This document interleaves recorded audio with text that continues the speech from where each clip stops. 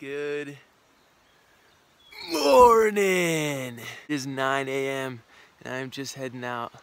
I wanted to get out earlier, but I was just taking my morning slow, just like I like to. And as I'm cleaning up today, I start hearing some noise across the lake, and so I start peeking over and I hear branches breaking and things, and I look over and there's a nice bear right there, right across the lake, man. And he checked me out and stared me down for a little bit, and then went on his way. And he kind of went over here to the left.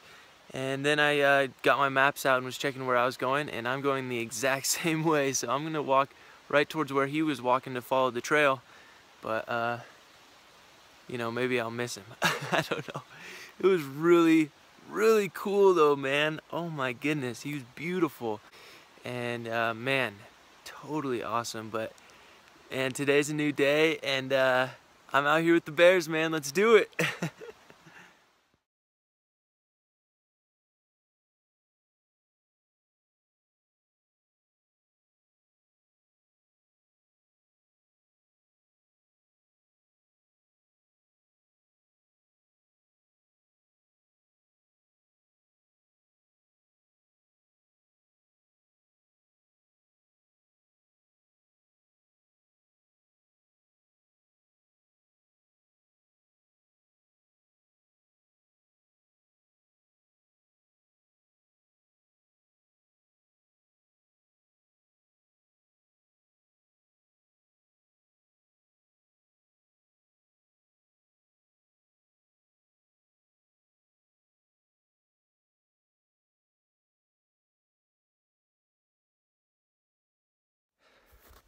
I'm about 5 miles in now, and there is no trail, and has not been for 5 miles.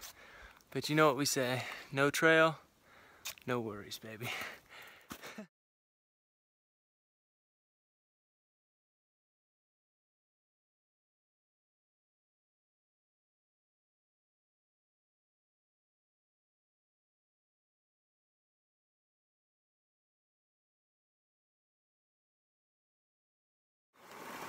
I am at mile 1217. That's a spring called Tree Spring.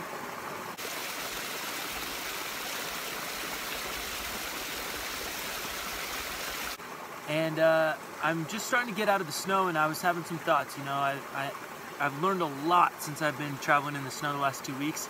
And from what I've heard from rumors and stuff, it's about to taper off. So I've been thinking of like pros and cons of the snow, and some things that I've learned. Let's start with the cons, and I got 2 of them. One, and this is the biggest one, is that you can never see the trail.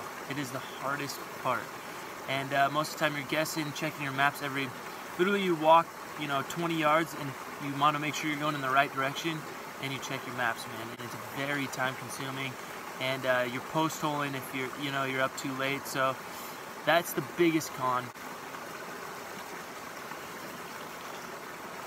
Second con is that the sun is way hotter. I mean, as you know, it reflects the heat. And actually, the first week of the Sierras, I got a sunburn on the inside of my nose. So it's very hot. But here are the positives. Here's some pros to the snow. You never run out of water. That's a definite pro to the snow. And the second one is going downhill, depending on safety, is always easier. You know, you could just slide, or you know, kind of ski down. You know, and if the trail switchbacks or whatever, you can just go straight down. It actually makes it a lot quicker. It's been rare here since Truckee that's happened, because there's not as many steep slopes, but in the Sierras it definitely helps. Here's some things that I learned in the snow so far, and if you're a seasoned hiker or you've done a lot of hiking or something, these might be obvious to you, but it took time for me in the snow to find these out for myself. One is that skiing experience really helps, and I know that sounds crazy, but if you skied or snowboarded and you have that balance in your body, I grew up skiing at home, and it has definitely helped out here. Going down those hills, you don't got to sit on your butt and get wet the whole time. You can kind of just ski down, and you got poles anyway, so it's just like you're skiing. Probably the biggest thing that I've learned so far is always stay uphill. If you lose the trail, and say you're going on the side, like most of this trail is on the side of a hill, just stay up.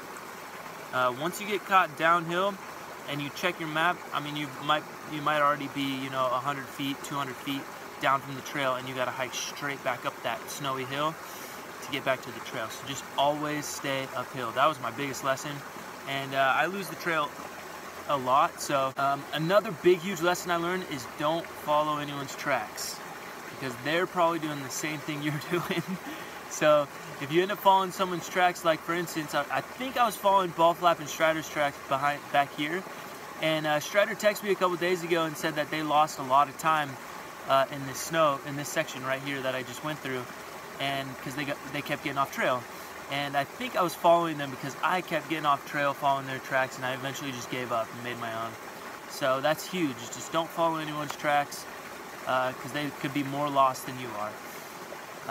Make sure you got your phone charged if your maps are on your phone, if you got those paper maps. I just keep mine right in my pocket, whip them out, and I can see right what's below me, what's coming up, the elevation, things like that. So that definitely helps.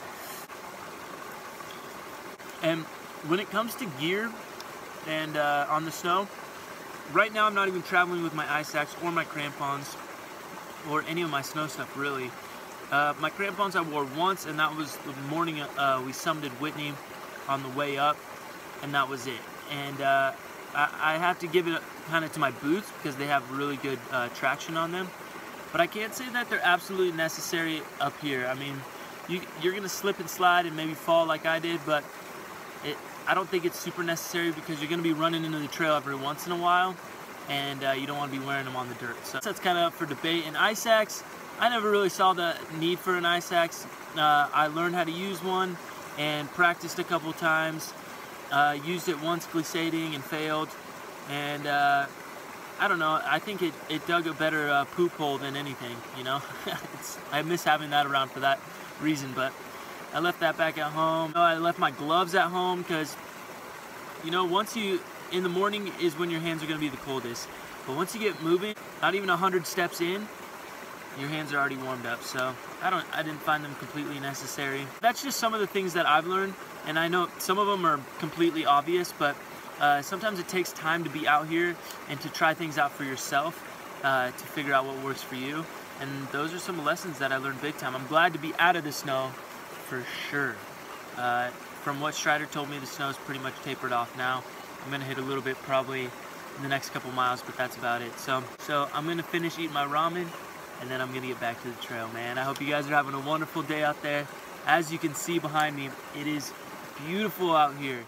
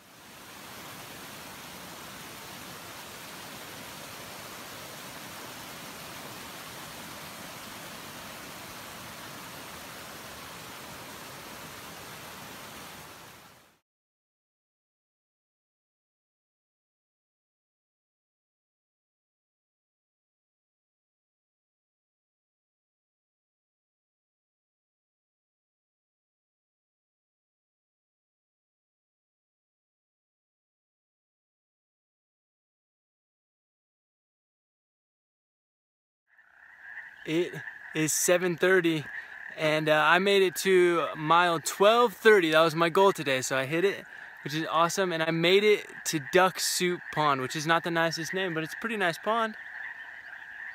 And it's so loud with the frogs, man. There's so many frogs down here, toads, whatever you want to call them.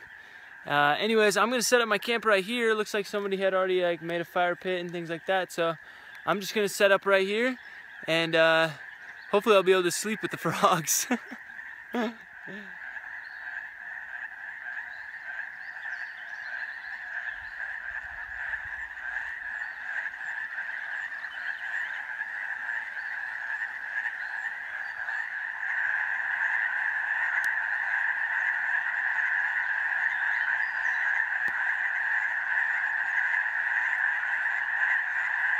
I'm just making dinner, but these guys are insane.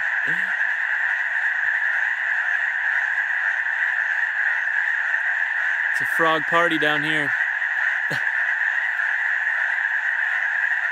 Whew, that is loud. It's loud here. I actually had my music playing and I couldn't even hear it.